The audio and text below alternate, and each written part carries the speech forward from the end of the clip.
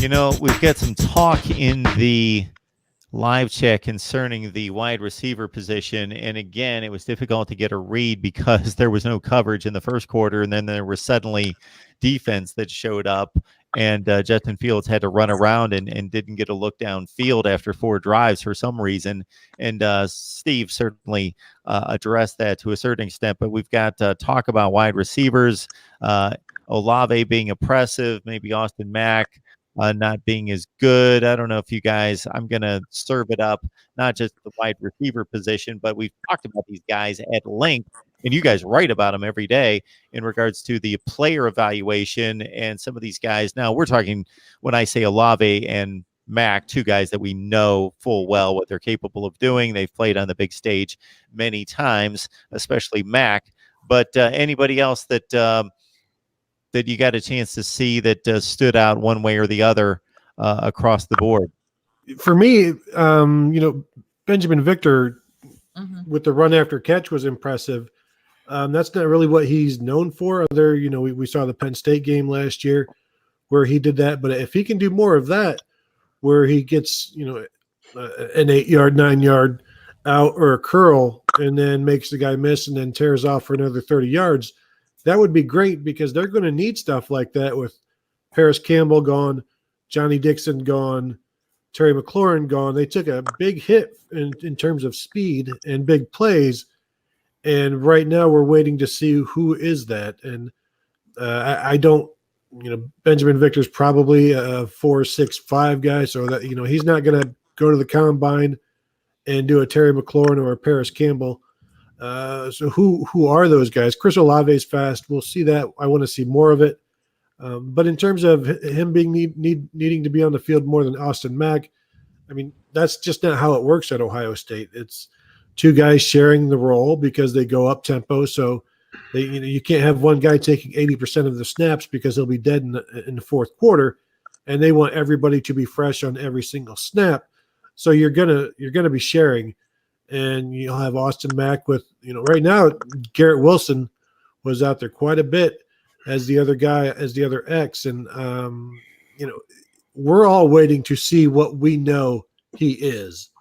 And it's a little bit of, to say that of a true freshman, it's presumptuous, but he's not the normal true freshman. But again, when it happens, everybody in the press box, everybody watching at home, Buckeye fans will be like, yep.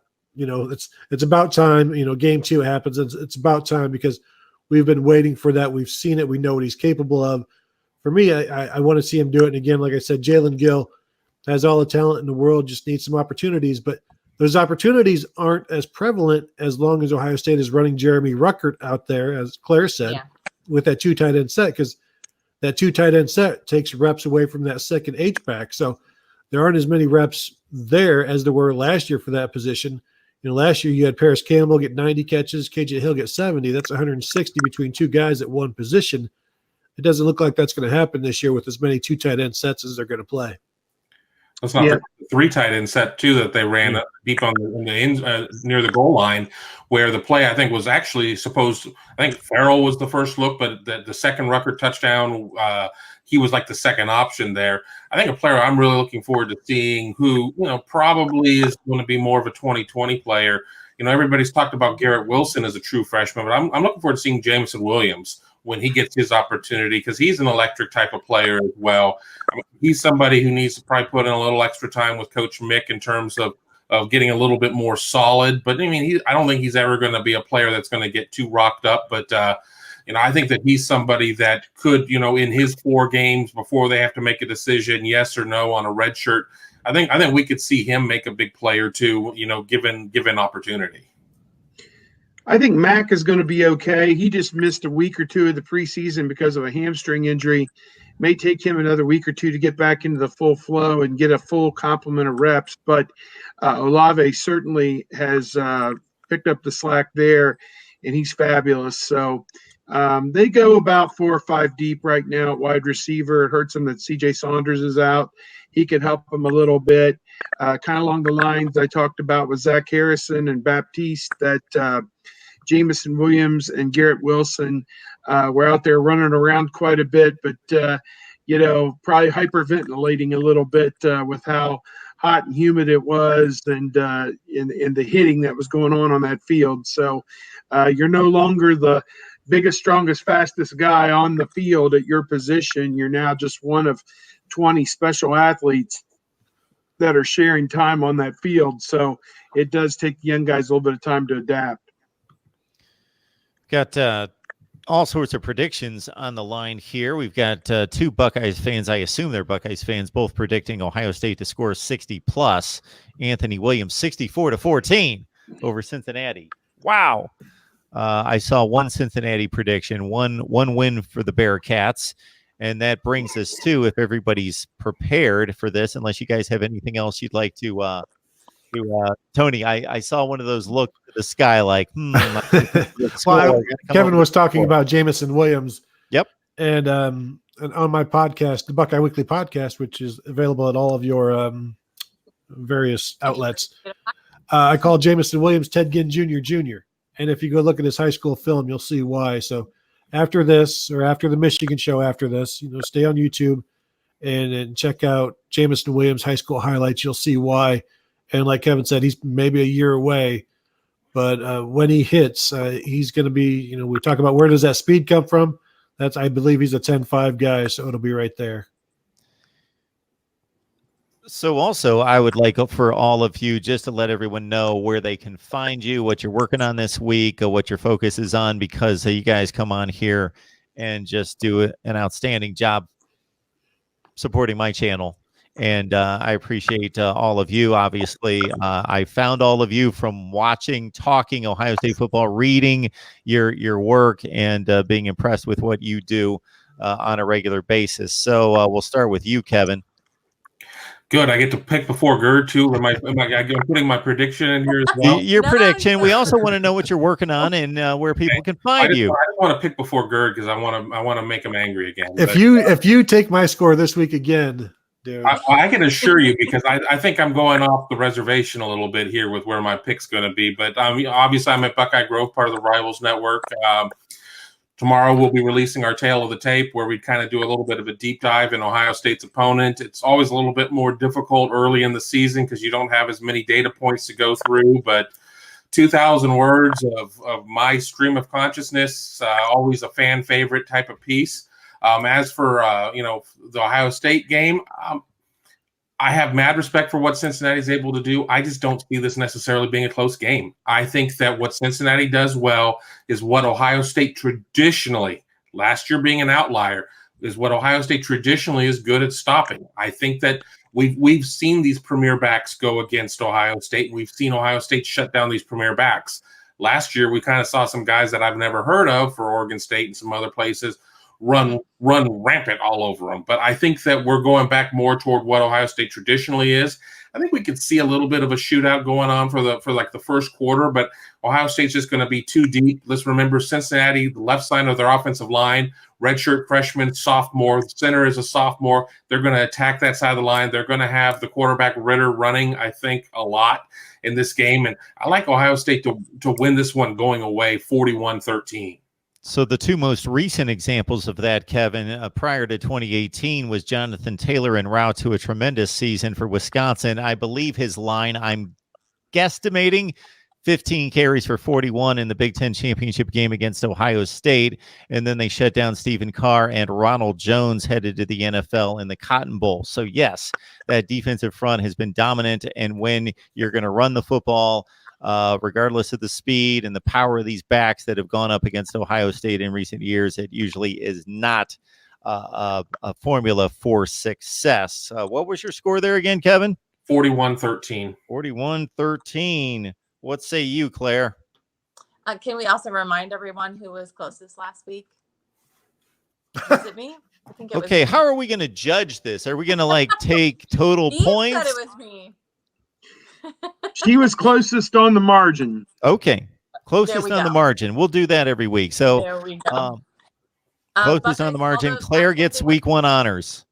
I said they would cover and they didn't cover. So I'll get a half a point taken away from me on that. I am actually the newest contributor to Buckeye Beat Report. So my girl Taylor Ashbrook and I are starting up some fun podcast stuff. I'll be writing and contributing there as well, and you can find me on Twitter at Buckeye Claire. Yeah, I think I'm going to go a little more conservatively than Kevin and say 32-17. I just think that the Cincinnati defense is going to be really aggressive, and it's going to give the new-ish Buckeye offense maybe not quite as much freedom as they had against FAU in that first quarter. But I think it's going to be really important for Ohio State to start fast and strong, just like they did the week before. But they've got to keep the foot on the throat of the Bearcats. So it's going to be one of the most important things going forward for a victory against Cincinnati. So, Steve, is this a forte of yours, predicting football games? Are you pretty good at this? Oh, I don't know. My first week, I was like 19-14 against the spread, and straight up, I was like 29-4, something like that. And, you don't see a lot of point spread favorites lose the game outright in college football. I mean, it happens, but you laid out some of the bigger upsets that we've had through the first week or so.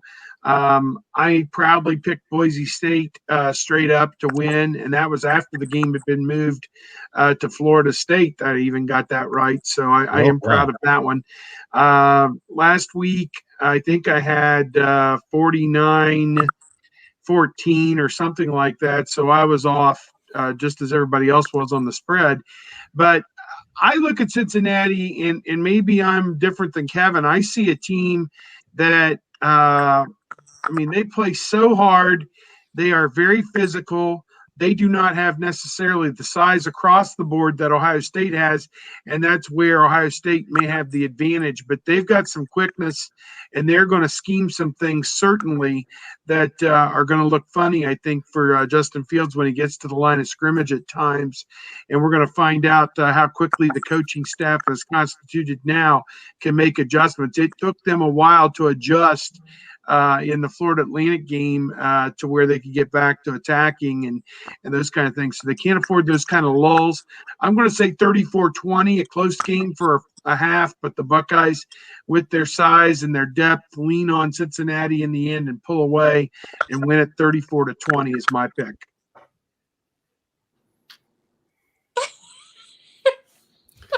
There's not a lot of scores left. Every week. You don't. Okay, I'm not going to comment. I was going to say something, but whatever scores on your mind, Tony. Well, and really, I didn't have a score in my mind until about 5 minutes ago. Kevin went with 41-13. I might go, I think 34-13 sounds good, but honestly, I'm going to go with 31-13. Maybe a missed field goal in there keeps them at 31. I like what Ohio State's doing on defense after one game, that big sample that we have. But they're going to be chasing Desmond Ridder around. He's mobile, but I think Ohio State has linebackers who are just as fast as he is, if not faster, like Baron Browning, and those guys chasing him around. And if the secondary is as good as Jeff Hafley believes they are, as Ryan Day believes they are, then we saw some really good discipline from them last week on that throwback to the quarterback when they had two guys double covering, double covering the one receiver on the throwback, the flea flicker. So this is a disciplined group so far, and that's kind of what they're going to hang their hat on, is being smart, being simple, being disciplined, and just doing their jobs. And so I think I'll go 31-13. Yeah, that's good enough. I don't need to underbid noon by one score because the overbidding last week did not help me. Good stuff. That's all we expect from these four when they join us each and every week for Ohio State Buckeyes Live at 9 o'clock Eastern Time. And again, with nearing 100 on the line at one point, we appreciate the increase in viewership and a few thousand once all is said and done. Please join Kevin Noon at Buckeye Grove, Steve Hellwagon, of course, from Bucknuts. Claire, one more time, This Buckeye is Beat the Buckeye Report. Beat Report, where we can find you. Yes, officially. Exceptional. I will check that out. And Tony Gerdeman, of course, from the Ozone. I'm merely Mark Rogers from Mark Rogers TV, the voice of college football. And you can all groan after I say that. But as an extra add bonus tonight, 10 o'clock Eastern time, we are talking Michigan football.